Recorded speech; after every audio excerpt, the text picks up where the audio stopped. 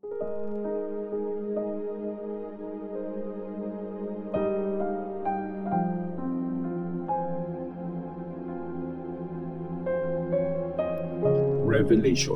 chapter 13. Ang dalawang halimaw. At nakakita ako ng halimaw na umahon sa dagat. Meron yung 10 sungay at 7 ulo.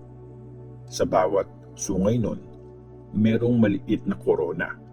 At sa bawat ulo, may pangalang nakakabastos sa Diyos.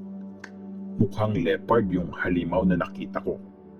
Yung paa niya parang paa ng bear at yung bibig niya parang sa layon. Binigyan siya ng dragon ng sarili nitong lakas, trono at malawak na kapangyarihan. Parang may malalang sugat yung isa sa mga ulo ng halimaw, pero gumaling na ito. Bumilib ang buong mundo at sinunod nila yung halimaw. Sinamba ng lahat yung dragon kasi siya yung nagbigay ng kanyang authority sa halimaw.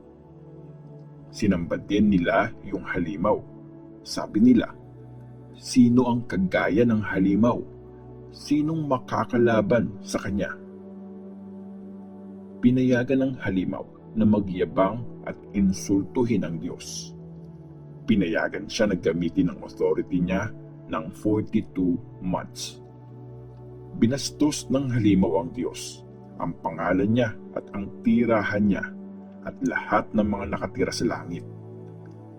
Pinayagan din ang halimaw na kalabanin ang mga pinili ng Diyos at talunin sila.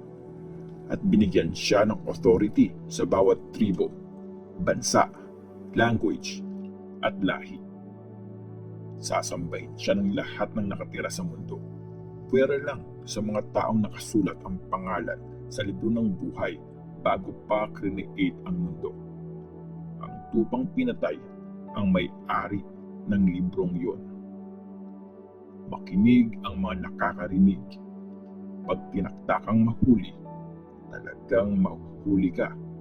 Pag tinakdakang mamatay sa espada, talagang mamamatay ka sa espada. Paalala ito na dapat magpakatatag at maging tapat yung mga pinili ng Diyos. At may nakita ako na isa pang halimaw na lumabas sa lupa.